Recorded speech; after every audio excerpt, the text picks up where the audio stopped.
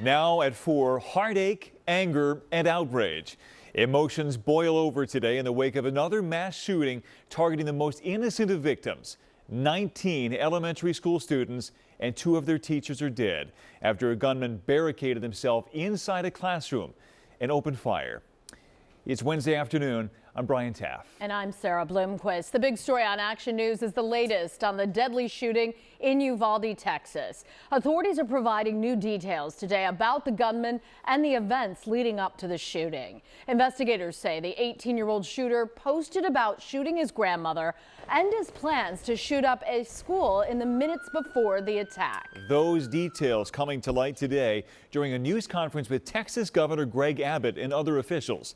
And in a stunning moment, capturing the anger on display in America, that news conference was interrupted by Democratic governor candidate Beto O'Rourke criticizing their response to this tragedy. Excuse me. Excuse me. Excuse me. Sit down. You're out of line and an embarrassment. Sit down and don't play this stuff. The next shooting is right now, and you are doing nothing.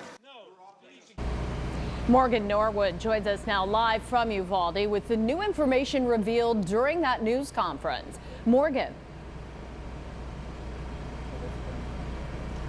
Yeah, Brian, Sarah, this community just gripped with grief following yesterday's shooting here at Robb Elementary. You can see right behind me, police still combing through the scene. And police say aside from social media messages from the gunman, there were few warnings.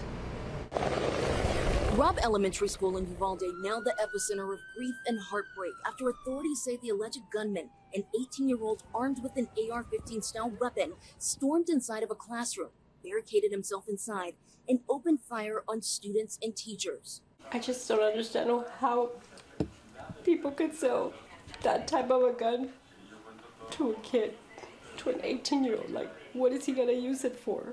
But for that purpose. Authorities say Salvador Ramos had just turned 18 on May 16th. Days later, he bought 2 AR-15 style rifles. His grandfather telling ABC's Matt Gutman he had no idea the weapons had been purchased and didn't know what Ramos had planned.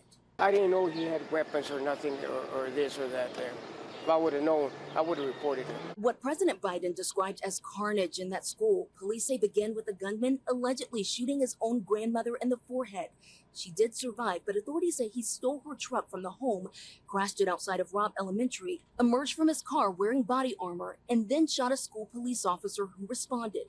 When he sees the students and our teacher, that's when he starts shooting at the window. In the days leading up to the attack, authorities say the gunman reportedly sent pictures and videos of guns to users on various social media platforms. Several users also telling ABC News the suspect had been abusing animals and showing pictures of that abuse to others on social media. This afternoon, Governor Greg Abbott elaborating on the case, saying the suspect had no known mental health issues. Abbott adding that the suspect made no mention that he was going to do anything until about 30 minutes before the attacks. Posted by the gunman on Facebook approximately 30 minutes before reaching the school. He said, "I'm going to shoot my grandmother." The second post was, "I shot my grandmother."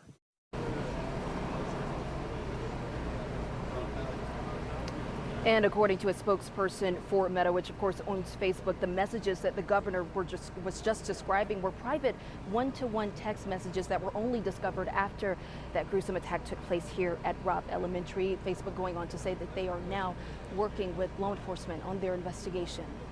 Live in Texas, I'm Morgan Norwood, Channel 6 Action News. Sarah. Morgan, thank you.